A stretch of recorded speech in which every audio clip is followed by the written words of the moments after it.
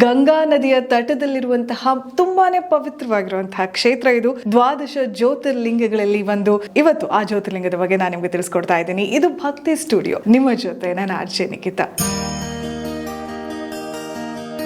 ತುಂಬಾ ಹಿಂದೆ ಈ ಶಿವಲಿಂಗವೆಲ್ಲ ಪ್ರತಿಷ್ಠಾಪನೆ ಆಗೋಕ್ಕಿಂತ ಮುಂಚೆ ಬ್ರಹ್ಮ ಮತ್ತು ವಿಷ್ಣು ಇಬ್ಬರು ಕೂಡ ವಾದ ವಿವಾದ ನಡೆಸ್ತಾ ಇರ್ತಾರಂತೆ, ನಾನೇ ಶ್ರೇಷ್ಠ ಅಂತ ಹೇಳಿ.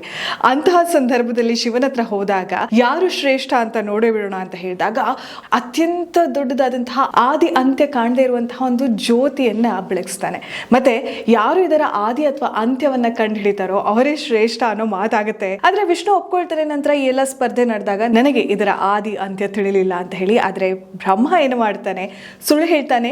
ನನಗೆ ಕೇತಕಿ ಬೀಳ್ತಾ ಇರುವಂತಹ ಕೇತಕಿಯನ್ನು ಕೇಳಿದಾಗ ಇದೇ ಅದರ ಆದಿ ಅಂತ ಹೇಳ್ತು, ಹಾಗಾಗಿ ಇದರ ಆದಿ ನನಗೆ ತಿಳಿದಿದೆ ಅಂತ ಹೇಳಿ. ಹಾಗಾಗಿ ಸುಳ್ಳು ಹೇಳಿರೋದ್ರಿಂದ ಶಿವ ಆತನಿಗೆ ಶಾಪ ಕೊಡ್ತಾನೆ. ಇವೆಲ್ಲವೂ ಆಗುತ್ತೆ. ನಂತರ ಈ ಬೃಹದಾಕಾರದ ಶಕ್ತಿ ಜ್ಯೋತಿ ಏನಿದೆ, ಇಡೀ ಮಂಡಲವನ್ನ ಆವರಿಸುವಂತಹ ಶಕ್ತಿ ಏನಿದೆ, ಇದನ್ನ ಒಂದು ಶಿವಲಿಂಗ ರೂಪದಲ್ಲಿ ಪ್ರತಿಷ್ಠಾಪನೆ ಮಾಡಲಾಯಿತು.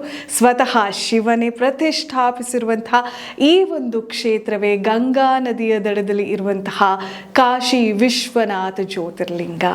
ಇಲ್ಲಿ ನಮ್ಮ ಪಾಪಗಳನ್ನೆಲ್ಲ ಪರಿಹರಿಸುವಂತಹ, ಪಾಪಗಳಿಗೆ ಮುಕ್ತಿ ನೀಡುವಂತಹ, ನಮ್ಮ ಆತ್ಮಕ್ಕೆ ಮುಕ್ತಿ ನೀಡುವಂತಹ, ಮೋಕ್ಷ ನೀಡುವಂತಹ ಕ್ಷೇತ್ರ ಅಂತ ಹೇಳ್ತಾರೆ. ಹಾಗಾಗಿ ಈ ಕ್ಷೇತ್ರವನ್ನು ಒಂದು ಸಲ ನಾವು ಹೋಗಿ ಬಂದರೆ ನಮ್ಮ ಜೀವನ ಪಾವನ ಅಂತ ಹೇಳ್ತಾರೆ. ಅದೇ ಕಾಶಿ ವಿಶ್ವನಾಥ ಕ್ಷೇತ್ರ. ಇಂತಹ ಹೆಚ್ಚಿನ ಕಾಂಟೆಂಟ್ಗಳಿಗೆ ಸಬ್ಸ್ಕ್ರೈಬ್ ಆಗಿ radio city Kannada YouTube channel.